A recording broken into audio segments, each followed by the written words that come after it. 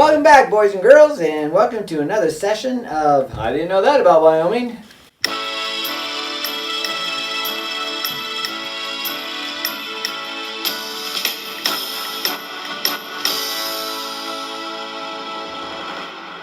I'm Mr. Dennis. I'm Cammie. And I'm Tatum. And we say howdy as we continue our story of the American Cowboy. Today we're going to be talking about cattle drives. One of the fascinating aspects of the American Cowboy, and probably how the American Cowboy has come to be who they are today. You know, as we think about these early cattle drives, one of the famous trails was this one here, Cammie. Can you tell us a little bit about that trail?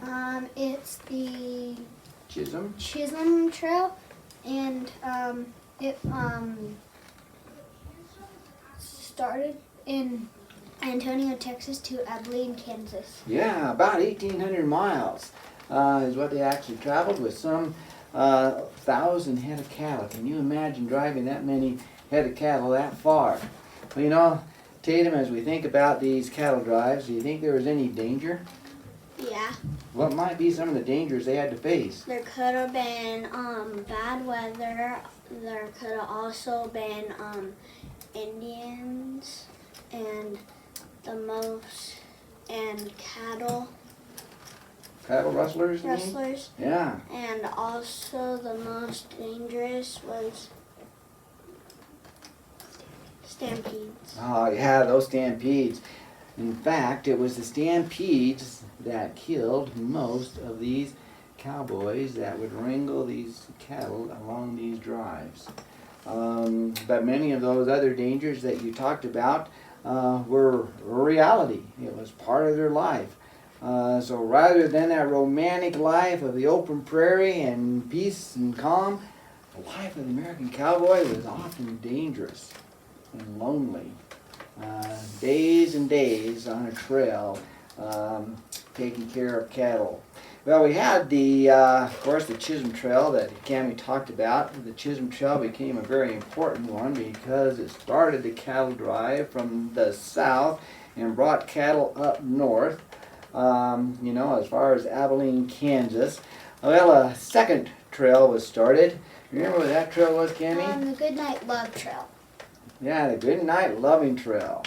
Where did this trail start and where did it end? It started in Texas as well. Texas and went through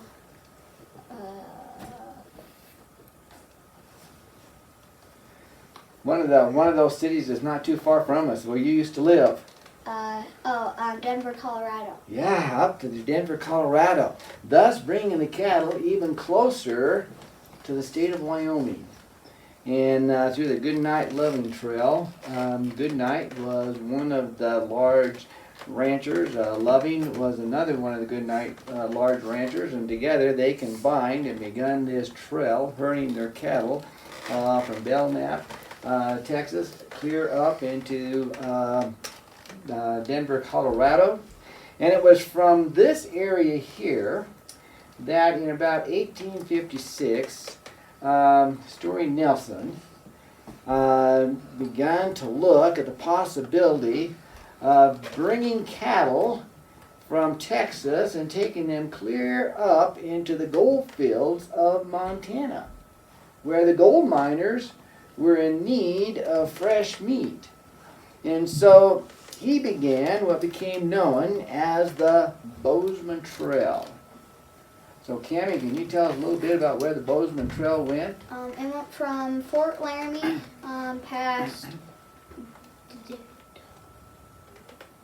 Fort Laramie and what, Douglas? Douglas, and then up north to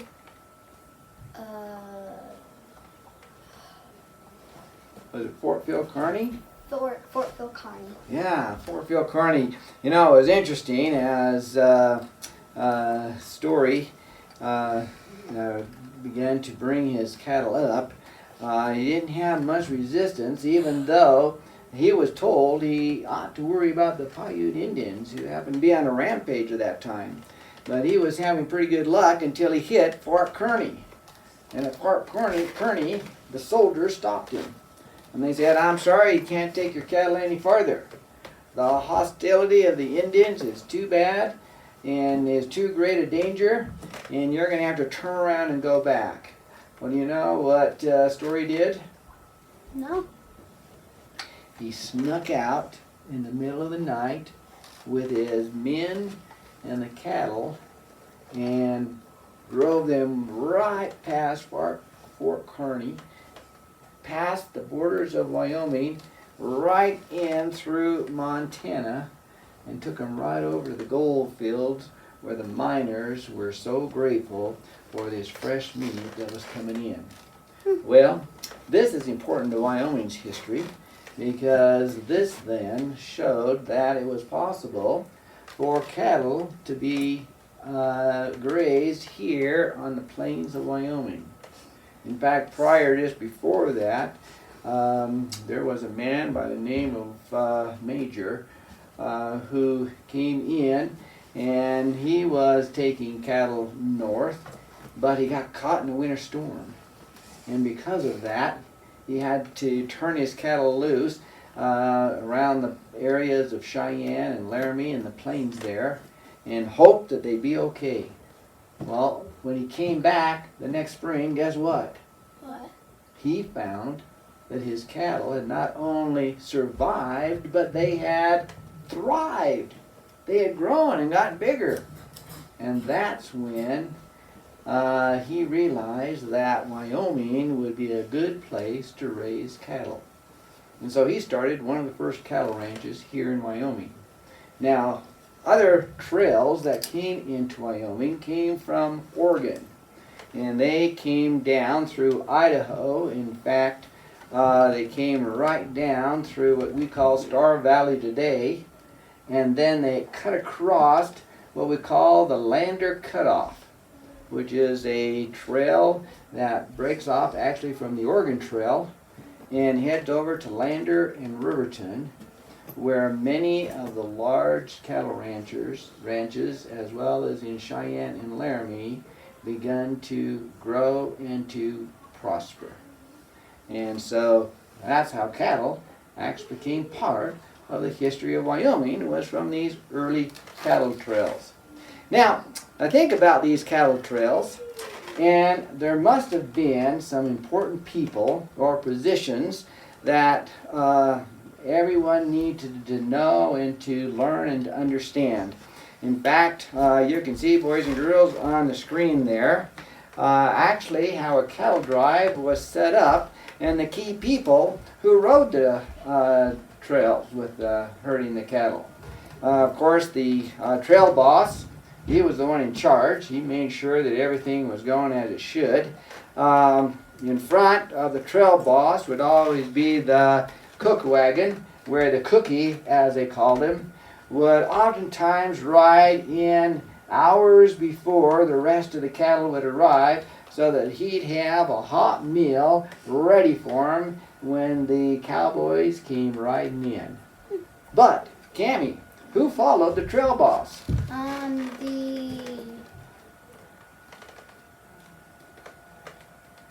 pointman. Yeah, what was the job of the pointman?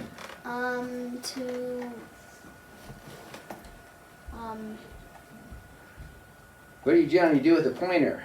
Point the cattle in the right direction. Yeah, point the cattle in the right direction. Now, the pointers had help. You know what they had? They had a lead steer. Now, one of the most famous lead steers in Wyoming here was Old Blue.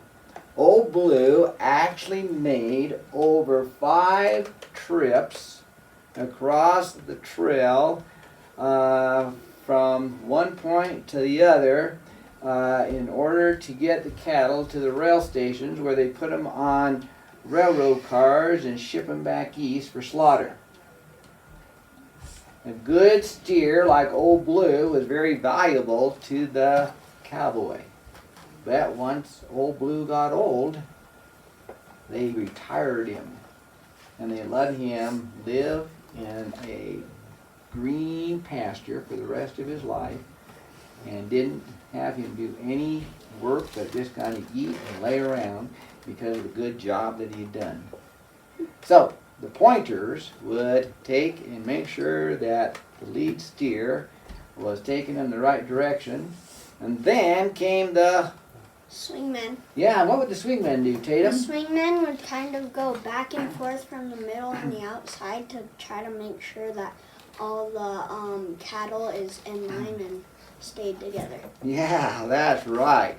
Now, in back of the swingmen came the flankmen, and the flankmen, much like the swingmen, except they were more in the rear, did somewhat the same thing. They'd also pick up some strays, but then at the very end, Cammy, came the what? The dragmen. Yeah, and what would the dragmen do? They would pick up strays and bring them back to camp.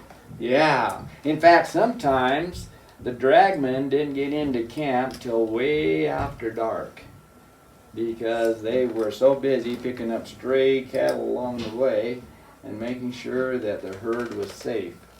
Well, along with those who herded the cattle were the Wranglers. Now, if you were a swingman, or Cammy, if you were a dragman or a flagman, most likely in one day you might ride as many as 2 or 3 different horses because you rode them so many miles going back and forth. And so the Wrangler's job was to keep a herd of remudas, which they called the Mustangs that they rode, made sure that they were strong and healthy and that there was always a fresh mount for the 2 of you to be able to get on once your horse got tired.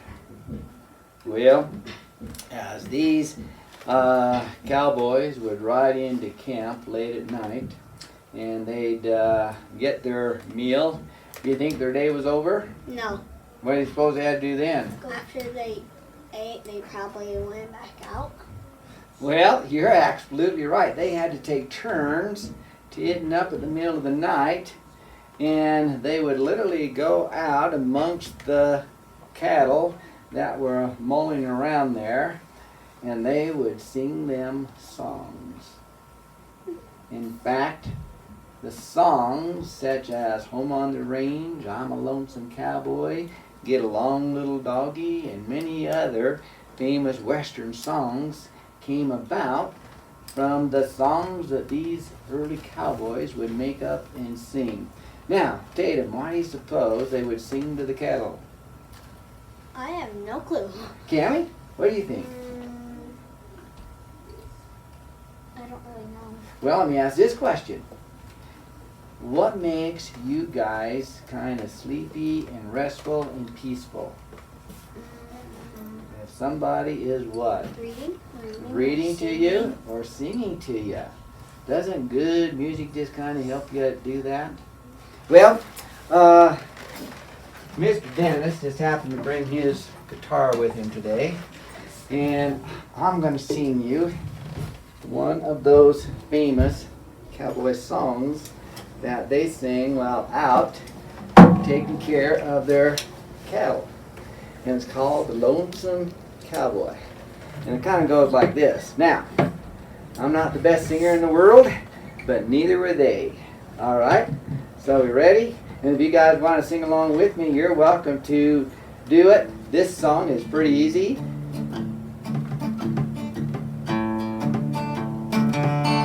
I'm a lonesome cowboy. Yes, I'm a lonesome cowboy. Here on the prairie all alone.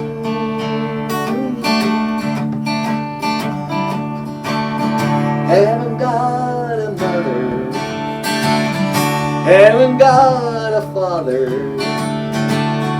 or a brother or a sister, no, I'm all alone. Just a lonesome cowboy, far away from home. Look You like that? Yeah. That was pretty good. So, well, we thank you, and we thank you for being with us today as we've talked about the cattle drives. We hope this has given you a little bit more insight of what the cattle drives and what the job of the American Cowboy really was. And you know, it's from the cattle drives and learning the skills that they followed along the trail that the modern day cowboy does much the same thing. And it's also where many of the events of today's rodeos come from.